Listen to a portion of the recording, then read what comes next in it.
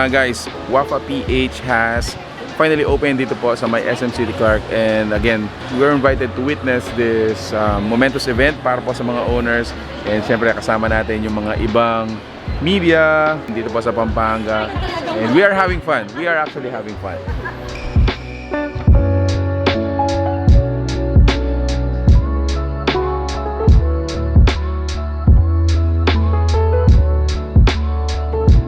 Previously, nung na-feature natin sila sa bahay, and finally, nandito na sila sa SM City Clark. So, congratulations po, Wafa PH, for opening up your first ever store. So, on our table, guys, meron tayong sample ng kanilang mga waffles. Actually, ito yung plain These are nila. plain. Same time, meron silang mga refreshers.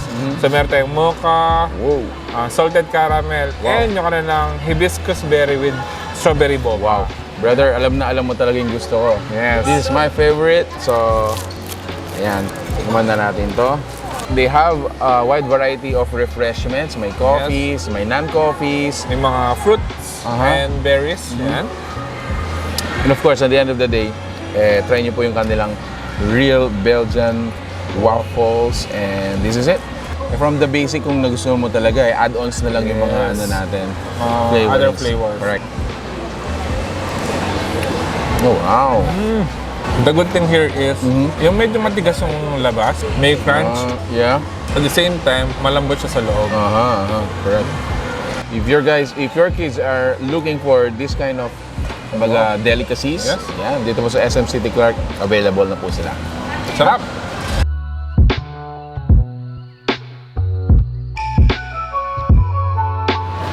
It's something that we tried in Japan. It's a Belgian waffle. We really loved it. Tapos since Ria studied baking, so tinry niyang i-gawin, tapos i-improve to the Filipino taste yung na-enjoy namin sa Japan. Nung nagpi-pick up yung sales, parang naisip na namin na let's go for a store. So we started only for pickup lang. So kaya naano na namin na mag-outside na. So this is our first launch, and hopefully, and our goal and our dream is to expand more branches. So we hope for a very successful start